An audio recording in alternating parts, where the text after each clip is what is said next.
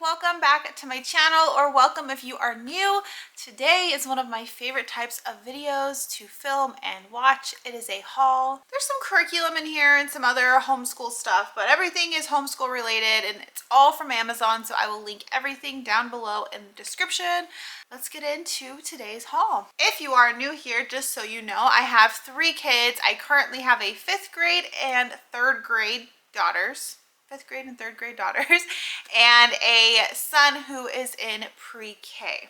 This isn't like a huge Amazon haul, but you know, definitely some stuff that I thought was cool to share, or just that we needed to add into our homeschool. All right, so first couple things are some books. So this first book is called the National Park Mystery Series, and this is book 4, Danger in Zion National Park. This series popped up when I was buying something else, and my middle daughter recently went to Zion. We took a trip there with some friends, and I thought that that'd be really cool because she loves reading, and so I thought that it would be fun for her to kind of read this book about somewhere she's been. I don't know if this series plans on like making a book about every national park, but I think it would be fun to like them as you go to the national parks. We're going to a national park in June in Washington, and so I didn't see that book released yet, but maybe I'll have to do some more research on them. But this was the first item that I got. The second book, and same, it's for my middle daughter, my 3rd grader. It is Frindle by Andrew Clements. I feel like we had this before from one of our Book Shark or Sunlight kits, but I don't think she ever got to reading it, and so her co-op is actually taking a field trip to our like performing arts center, and the play of Frindle is going to be there. So I wanted her to read this book before she goes on that field trip. The next book I got, this has been in my like saved cart for over a year or maybe 2 years. I've seen someone talk about it. I really wanted to buy it, but it was never like I need it, and finally I was like, you know what, we're buying it. I think I needed like a certain amount to spend to get like the same day shipping or something, and I was like, okay, the time is here. So this is called Big Thinkers and Big Ideas, an introduction to Eastern and Western philosophy for kids. If you've been around, you know I teach aspects of everything. I teach all viewpoints, evolution, creation, and different religious viewpoints. My kids will know everything, and they will know how to formulate their own beliefs and own opinions and stand up with their beliefs and opinions. And so we cover all aspects of everything, which is why I really wanted to incorporate philosophy into our just day-to-day school. So this book just covers, you know, what is philosophy, different types of things, and it's really all about discussion. And so I want my kids to ask questions. I want them to, you know, understand other people's viewpoints and beliefs, and again, formulate their own. And so this kind of breaks it into like questions like what is real, so they're going to be learning about like reality. How do I know something is true? So learning about knowledge. How can I be a good person? Learning about ethics. Is this true? If this is true, then what else is true? Introducing logical thinking. So right away in this book, because we have already started it, there was the discussion on in public school, which we'll compare it to that, kids are taught that Christopher Columbus discovered America.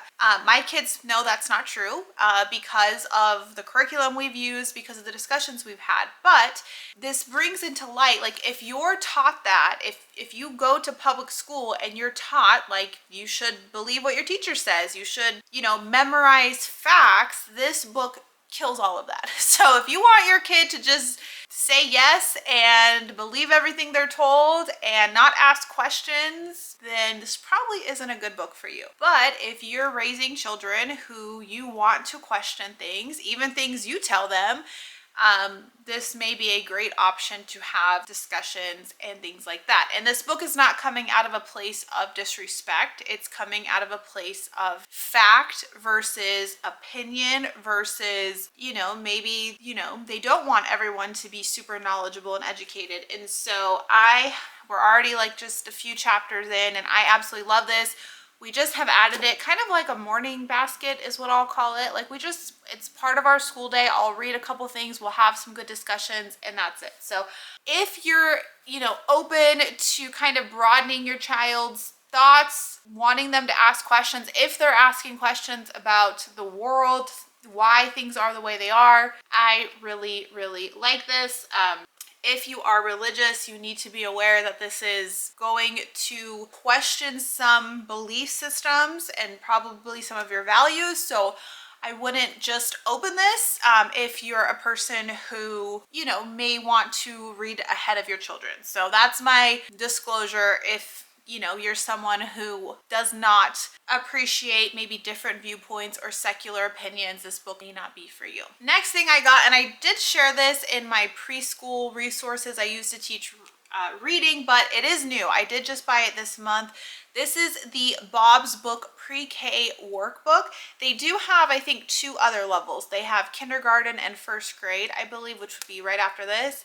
So I love Bob books. I've used them with all of my kids, and this is basically a workbook that goes along with the actual books themselves. So in here is a bunch of different worksheets, and in the corners it will tell you what Bob book these correlate with. And so that has just been amazing to kind of keep, the confidence level where your kid is learning to read this book. They know the characters, they know the words, and then they can continue practicing with these worksheets.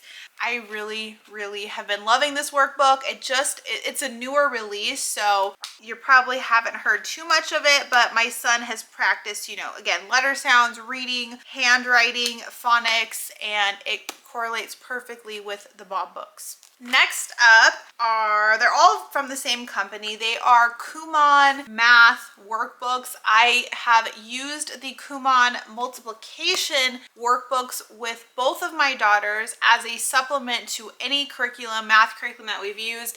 I don't think any homeschool math curriculum does justice of teaching multiplication. I believe you should always kind of supplement it to really, really make sure your kid knows the facts. I've seen, obviously now I'm almost into a 6th grade math level. If your child struggles with multiplication, they're not going to enjoy higher level math, because multiplication is pretty much the building block of division. And then as you get into more advanced operation problems, fractions, percentages, like you have to know your multiplication facts. And I think Kumon does a wonderful job at building those facts for kids, because it's just repetitive practice over and over again. So I always recommend starting with multiplication grade 3, but my daughter's already completed that, and so we are moving on to grade 4. But then when I was purchasing these, she saw that they had other 4th grade levels, and so we got geometry and measurement, decimals and fractions, and then I did also get her the 3rd grade division for her to start working on this year. So I can only speak to the multiplication ones. I've used grades 3 and 4 for both my daughters, and I stand by them. I think they are great supplemental workbooks that just help build and keep those skills fresh. These ones, the decimals, fractions, geometry and measurement, is that all I got? Yeah. I don't know how those are going to go. I took a peek at them and I almost fainted, because geometry, decimals, and fractions are not my favorite thing, but they are a huge part of higher level math courses. So these are something that my current 3rd grader, as she's going into 4th grade, she will continue working on these workbooks. She does them after her math lessons, or, randomly she'll just work through these. So stocked up on the Kumon math workbooks. Kumon does also have other grade levels. They have grades 1st through 6th. They have reading and writing workbooks as well, but I've never used any of those. I also picked up the 2 next levels to the ABC Here Do series. So I have shared level 1, which it's in my homeschool room right now. Level 1, it is something that I use to teach letter sounds and beginning reading to my son. He's just about finished with level 1, so we are going into level 2, which is similar. It has lowercase letters, which he knows his lowercase letters. It's the same sounds that we learned in level 1, but then it starts introducing you know, blending sounds, 3-letter words, 4-letter words, and just making sure kids understand the difference between capital and lowercase letters so they can identify those. And then level 3 is all about blending letter sounds. So this one, we are now blending letter sounds and reading words right away. So again, it's just more practice. I just like them because of the animals, the colors. They're like giant flashcards that my son just really responds well to. And then last thing for this Amazon haul is I got these. Let me open them really quick. So my son's in pre-K going into kindergarten, and I was watching Brittany Olga's channel, and she was sitting with her younger kids. I want to say she has a pre-K and kindergartner, and she had, you know, we've all seen these little days of the week, months of the year charts, and I used to have them, but they were like hanging up on our homeschool walls, and we just never referenced them or used them.